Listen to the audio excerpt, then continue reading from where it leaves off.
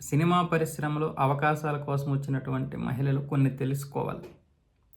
చాలామంది పెళ్ళయి, పిల్లలు పుట్టి, విడాకులు తీసుకున్నటువంటి 30, 35, 40 సంవత్సరాల లోపు వరకు ఎక్కువ మంది వస్తారు.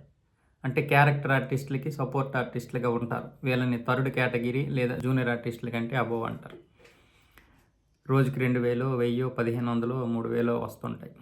ఆ అవకాశాల కోసం సినిమా పరిశ్రమపై పిచ్చుండి మరి ఇంకేమీ చేయలేనటువంటి వాళ్ళు పిల్లలు పోషణకైనా సరే సినిమా పరిశ్రమలో ఏదో ఒకలాగా అవకాశాలు సంపాదించుకొని పిల్లలు పోషించుకుందాం అనుకుని వచ్చేవాళ్ళు చాలామంది ఉంటారు. వాళ్ళని ఆసరాగా చేసుకొని అసిస్టెంట్ డైరెక్టర్లు కావచ్చు, కో డైరెక్టర్లు కావచ్చు, మేనేజర్లు కావచ్చు, మిగతా డిపార్ట్మెంట్ కావచ్చు, అందరూ అలాంటి వాళ్ళ మీద పడేవాళ్ళు.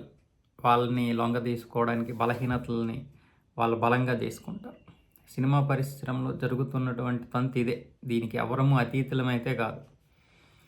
అలాంటి పరిస్థితుల్లో వచ్చినటువంటి ఒక మహిళని కొండేటి రాజు అనే ఒక అసిస్టెంట్ డైరెక్టరు ఆడిషన్ పేరు చెప్పి ఒక హోటల్ రూమ్కి తీసుకెళ్ళి తనపై అత్యాచారం చేసినటువంటి ఘటన ఇప్పుడు వెలుగు చూసింది.